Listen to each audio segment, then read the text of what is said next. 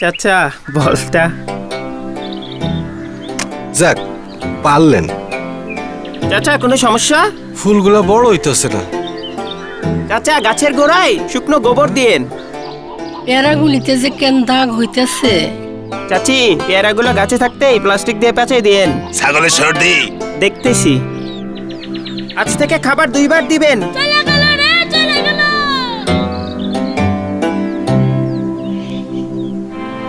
আপনি কই যান?